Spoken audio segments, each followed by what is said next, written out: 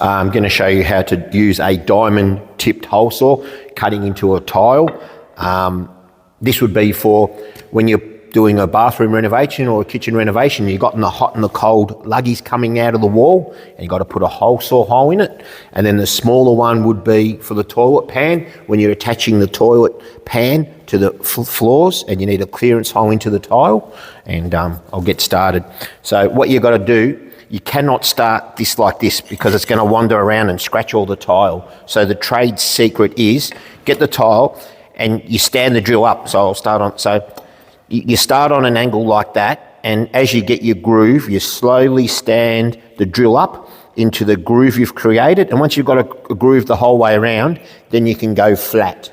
If you tried to start off like this, the drill wanders all over. You can look at other videos, and I've showed you what happens with a hole saw when you haven't got the pilot drill in and it wanders around everywhere. So this is why you start on the angle, all right? So here we go, on the angle. And as always, you're going to let the tool do the cutting, all right? Start on the angle. Stand her up. And you can see the half moon I've created?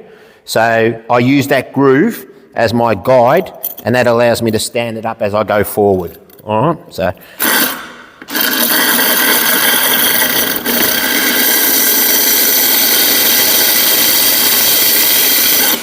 Oh, bit of wander.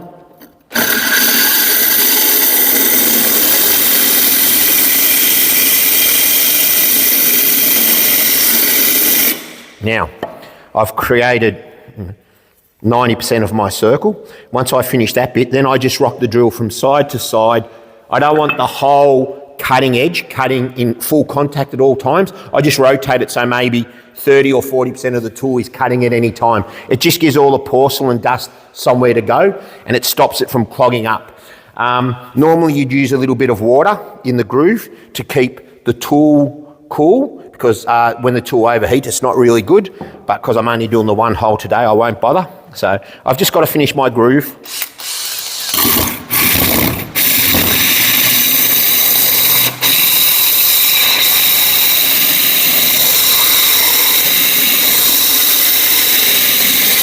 Rotate the drill. You don't want the diamonds full contact at all times. So there we go, and you can see I'm probably halfway through now. And if I was on the job, I'd put some water in that reservoir just to keep my tool, because that's getting, okay, now I can still touch that, but that's getting hot to touch. So, all right, and I'll just finish this one off.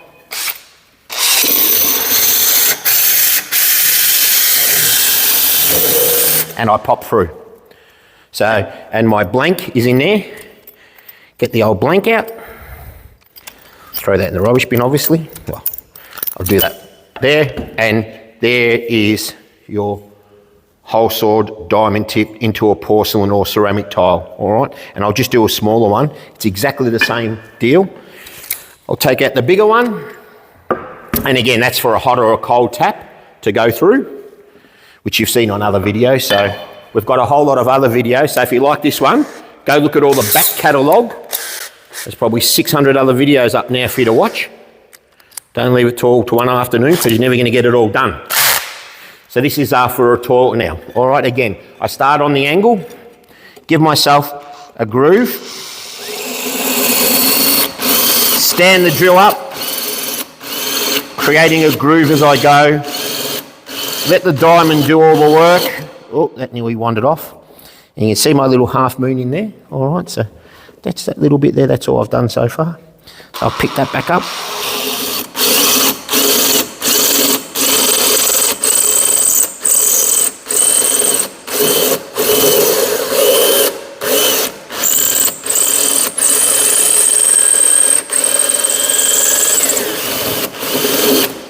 Okay, and I can tell you there's a stud in there. We're going to have to stop the video now because this isn't a brand new one. I've got a whole lot of these stubs in here. So I've got to get a nail and I've got to push them through because I can feel it's not cutting. And the reason it's not cutting is because it's blocked up with all the old tiles. So I'll fix that and then we'll come back. Lisa just made a very good point. She noticed that when I was drilling how close my hands are. I have been doing this 35 years, so if you're starting out, use a vise, yeah, or clamp this to the table or your workhorse, but yeah, not being a hero. I can feel what's happening, and I can feel when they're blunt, and I can feel when they're not cutting, so that's how I justify doing it. I have had a lot of experience with this, so that's why my hands are so close. And now, watch me cut my finger off, but anyway, I've cleaned that centre, all right.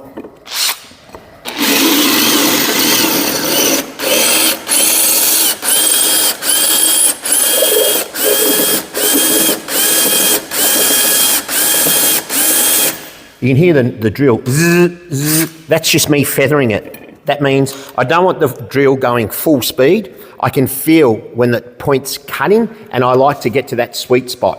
So maybe at 400 revs, it's too fast. At 100 revs, it's too slow. So that's why we're always feathering it. I can feel it cut. So there's my outside diameter. I'm halfway through now.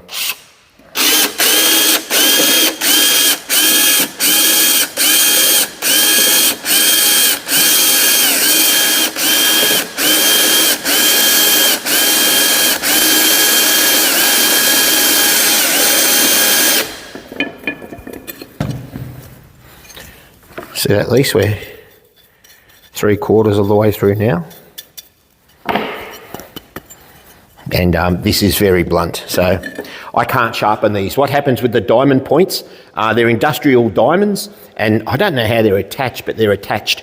And once you wear out these diamond points, you've got to replace them. So I suppose I get 10, 12 holes from each diamond point, but when the diamond's gone, you've used all the cutting edge, you've got to throw them out. I can't sharpen this.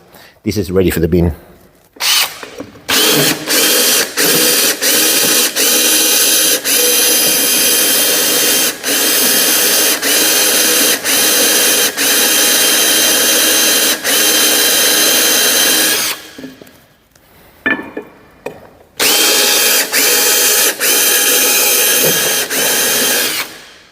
A little bit more.